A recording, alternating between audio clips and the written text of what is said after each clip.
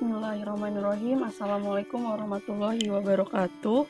Nah, kita lanjutkan video pembahasan materi virus yang bagian 2 yang dari nomor 11 sampai nomor 20. Langsung saja nomor 11. Perhatikan diagram replikasi bakteriofage di bawah ini. Nah, ini bakteriofage itu nama virus yang menginfeksi bakteri ya. Nah, lihat di sini ada gambar-gambar tahapan replikasinya. Sebelum ke sini, mari kita lihat daur hidup atau siklus hidup dari virus. Nah, ini daur hidup virus ada 2 jenis. Yang pertama daur litik, yang kedua daur lisogenik. Nah, kita bahas yang daur litik dulu. Jadi, daur litik ini jadi pada virus yang menginfeksi sel inang yang sel inangnya ini lemah, jadi tahap akhirnya lisis atau pecah. Nah, kita bahas yang pertama, adsorpsi. Nah, adsorpsi ini virus menempel pada dinding sel inang, ya, bagian virus menempel pada sel inang. Nah, ini dia melubangi dinding sel inang. Nah, melubangi dinding sel inang itu tahapan absorpsi. Lanjut pada tahapan penetrasi. Tahapan penetrasi ini virus memasukkan asam nukleatnya atau DNA atau RNA-nya ke dalam sel inangnya, masuk ke dalam ya. Yang masuk hanya asam nukleatnya ya, katsidnya tetap di luar sel inang. Nah, selanjutnya setelah penetrasi, replikasi di sini DNA virus sudah masuk ke dalam sel inang kan, dia akan menghancurkan DNA sel inang dan digantikan oleh DNA atau RNA virus. Jadi nanti yang diperbanyak oleh sel inang ini DNA atau RNA-nya virus, bukan DNA sel inang lagi. Nah, setelah diperbanyak di sini masuk ke tahapan sintesis. Nah, baru dibentuk kepala, ekor, serabut, pokoknya bagian-bagian tubuhnya virus. Lalu masuk ke tahap perakitan. Nah, di sini di tahap perakitan ini bagian tubuh virus yang masih terpisah-pisah digabungkan menjadi bentuk virus yang utuh. Nah, setelah virus terbentuk banyak, dia ke tahapan lisis. Jadi virus memiliki enzim lisozim. Jadi belibet ya. Lalu melubangi dinding sel inangnya dan bahkan membuat sel inang itu pecah atau pecah ya. Nah, ini virus yang terbentuk itu bisa 100-200 virus.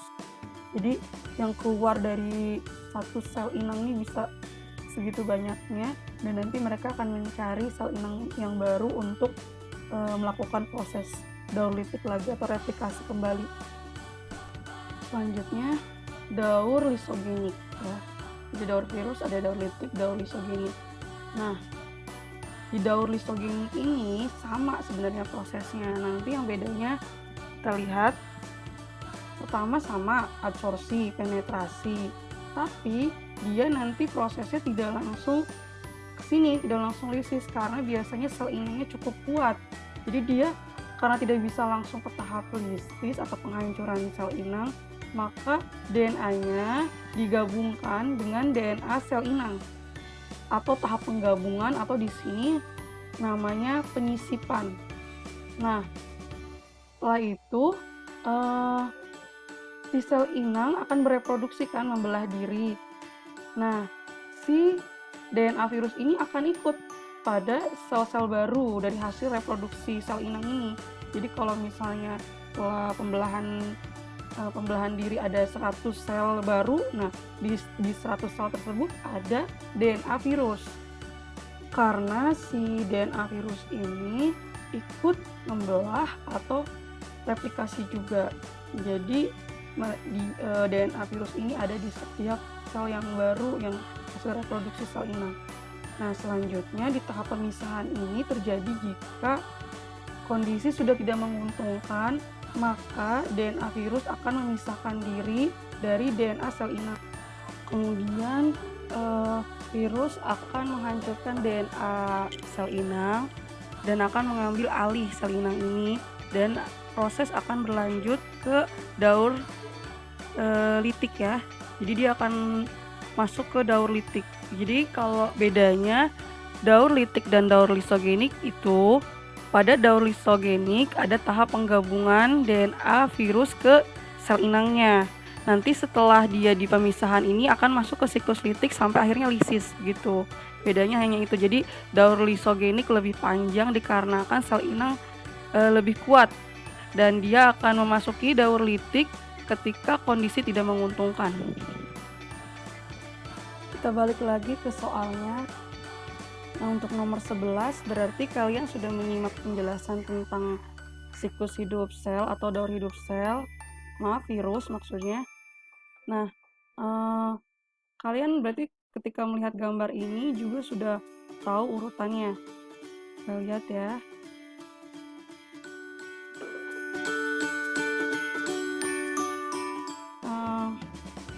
Yang mana dulu? Yang nomor 1 ya ini. Ini namanya absorpsi atau fase penempelan. Jadi kapsid menempel. Nah, tahap 2, kemudian yang kedua ya, asam nukleat dilepaskan. Di sini mana pilihannya? Yang A ya, 1, 2.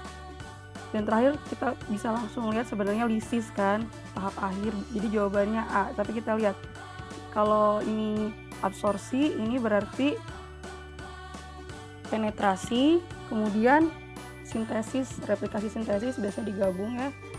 Replikasi sintesis, baru perakitan, lisis. Jadi jawabannya A.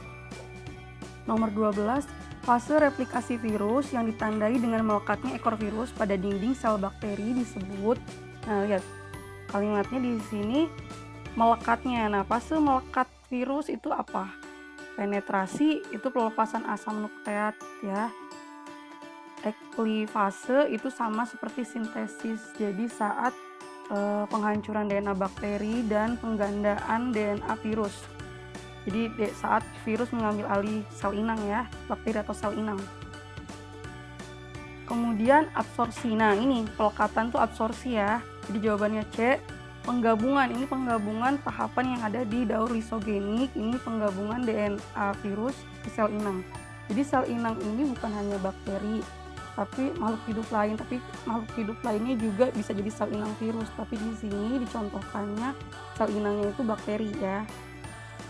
Kemudian lisis pada saat virus memecah sel inangnya. Jadi jawaban nomor 12 C.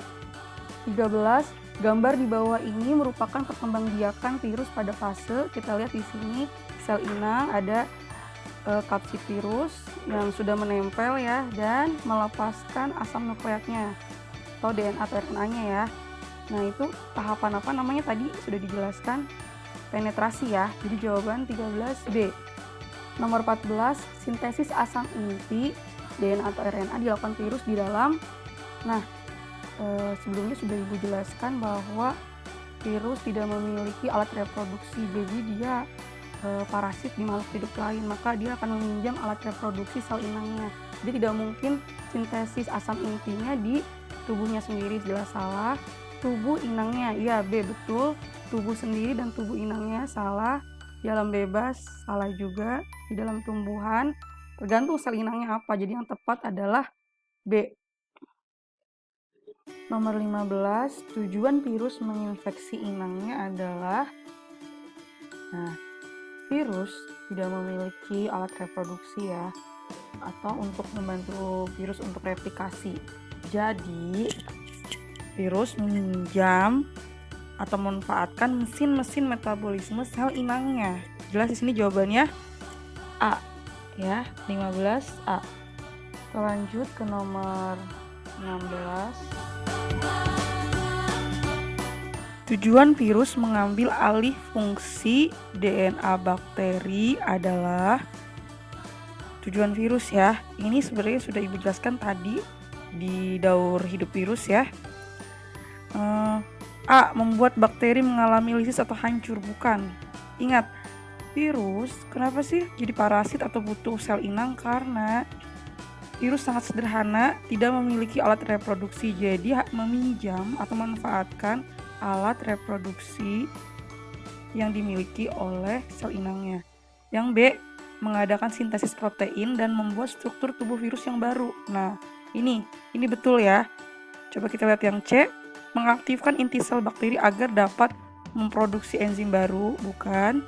D, agar DNA bakteri melakukan replikasi untuk persiapan dalam pembelahan sel. Ini justru menguntungkan untuk bakteri. Yang E, memperbanyak sel bakteri. Ini juga menguntungkan ya.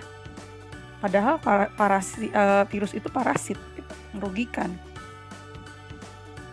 Nomor 17, ketika virus berada pada tahap litik, tubuh kita akan merasa sakit karena tahap litik itu, ingat kan, pada akhirnya tahapannya itu memecahkan sel inang atau lisis. Nah, ketika lisis, virus keluar dari sel inangnya, tubuh kita mendeteksi ini ada benda asing. Siapa yang mendeteksi? Sistem imun atau sistem kekebalan. Jadi kita lihat di sini nomor 17 yang A, saat virus keluar dari sel, sistem imun tubuh akan menganggap virus sebagai benda asing. Jadi jawabannya A ya. Nomor 18, perhatikan gambar di bawah ini. Virus penyebab penyakit yang menyerang sistem kekebalan tubuh manusia adalah virus HIV. Dan yang di antara gambar 1 sampai 5 ini yang nomor 1. Jadi jawabannya A. 2, 3, 4 dan 5 silahkan kalian cari ya. 19, virus yang materi genetiknya RNA dan dapat menyebabkan kehancuran limfosit pada manusia sehingga daya tahan tubuh menurun adalah, nah, materi genetiknya RNA. Kan virus ada yang materi genetiknya DNA, ada juga yang RNA. Kemudian kata kunci lainnya adalah kehancuran limfosit pada manusia sehingga daya tahan tubuh menurun. Limfosit ini penghasil sistem imun.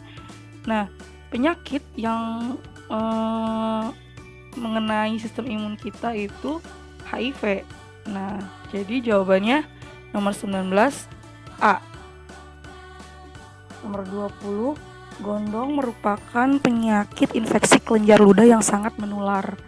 Penyakit ini disebabkan oleh virus dari jenis, nah, jadi virus kan dikelompokkan berdasarkan RNA dan DNA. Jadi asam nukleat kan ada 2 jenis ya, RNA dan DNA. Nah, nanti ada kelompok virus dari yang memiliki RNA dikelompokkan, kelompok jenis virus RNA yang memiliki DNA dikelompokkan, asam nukleatnya DNA gitu ya, dikelompokkan sebagai kelompok virus DNA. Nah, ini nama-namanya, nama familinya. Jadi dikelompokkan, kan kalian sudah belajar klasifikasi ya. Nah, untuk gondong ini jawabannya D, Paramyxoviridae. Ya, sudah ya semua. Semoga kalian menyimak dengan baik dan semoga jawaban kalian juga banyak yang betul ya. Bila ada pertanyaan silakan langsung ajukan ke Ibu. Sekian dari Ibu, terima kasih. Assalamualaikum warahmatullahi wabarakatuh.